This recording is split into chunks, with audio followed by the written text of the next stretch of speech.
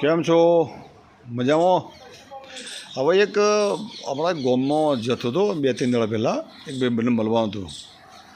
આજે એક વાત સાથે તમારી મિત્રોએ શેર કરી છે કે આવું કોઈ બન્યું છે એમ.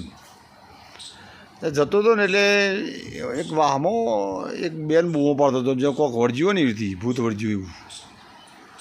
ત્યારે મેં કીધું આ 2-3 જણા કોઈક આરો ટાળો કરતા હતા અગરબત્તીઓ બધું લઈને. એટલે મેં કીધું એટલે વન થયું છે હું એટલે કે વન ભૂત વળજ્યું નવું ગળું આવ્યું. એટલે મેં કીધું મારી આ ભૂત વળગવાનું અંદર ગોળ પડી શું છે આ પેલા બેન તો જલ્યો ન રહ્યો.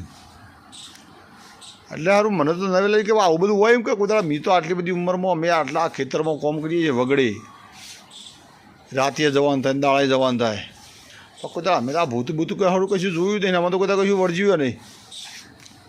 પછી મને એવો વિચાર આવ્યો કે સારું આડીએ મધ્યમ વર્ગ ગરીબ પરિવારના આ એકણ જ કેમ હોય છે આજે આ બધું થાય છે જે ભૂત વળગાવાનું હાથે બધું. માનો કે અમિતાભ બચ્ચન છે તો અમિતાભ બચ્ચનને છોકરાને બાળીને કંઈ છોડીને કોઈ વળજ્યું ખબર્યું તમે કહેવાય બચ્ચનની બાળીને કહીને ભૂત વળજ્યું. મારો ધીરુભાઈ અંબાણીના છોકરાઓને કંઈ એમાં પરિવારમાં એના છોકરાને વહુને કંઈ કોઈને વળજ્યું એવું ખબર્યું? કોઈને એવો કોઈ પૈસાવાળો સચિન તેંડુલકર રહ્યો તો સચિન તેંડુલકરના ઘરમાં કોઈ ભૂત વળજ્યું કોઈ ચૂરેલ વળજ્યું એવું ખબર્યું? હા ભાઈ ના, સોય કોઈનું વળતું નહીં, કારણ કે એ બધા પૈસાવાળા છે, ભૂતી જત જ બી હોય. અને એ કારણ જાતો ખાવાય સારું સારું મને હોય, આપણા જે ઘેર ડુંગળી રોટલો ખાતા હોય એને વળજે શું કદા કાઢવાના. વાસ્તવમાં આ એક માનસિક બીમારી છે. મારું પોતાનું મંતવ્ય એવું છે કે માનસિક બીમારી છે. ભૂત વર્ગ તો બધાને વર્ગ ને, એ લોકોને વર્ગ છે, પૈસાવાળા લે ના વર્ગ. પણ કહેવાય ને કે માનસિક રોગ છે, બીમારી છે યાર. ઘરમાં થોડો કલેશ થાય, એકના એક વાતાવરણ સ્ટ્રેસવાળું વાતાવરણ ને એટલે મગજ બેલેન્સિંગ જાય એટલે આ બધું થાય, ધૂળવા મોડર્ન હાથ એને થાય બધું. પછી જ્યારે મગજ છોંદ પડે તો આ બધું બંધ થાય. બાકી ભૂત વળગરને આ બધું કરે ને પછી કોઈક બધું ઉતારી મેલ્યા હોય ને ચવાણું પેડાને હાથ ને બધું, એટલે ભૂત ખાઈ જાય. સોય કશું ના હોય યાર.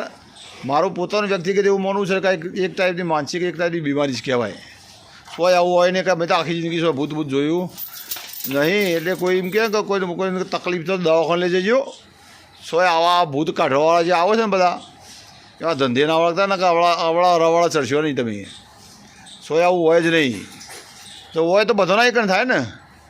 કોઈ કરોડોપતિ જે આપણે સેલિબ્રિટીઓ ગણો કે મોટો ગમે આ અમેરિકામાં કોઈને ભૂત વર્ગ, આ ટ્રમ્પની બાળીને બધા ધૂણતો છે ને તાણ તો કોઈ ના ધૂણા યાર.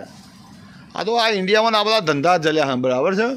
એટલે બધું મોનશો નહીં નકા આ તો લોક સોલી લે હ. જય હિન્દ, જય ભારત.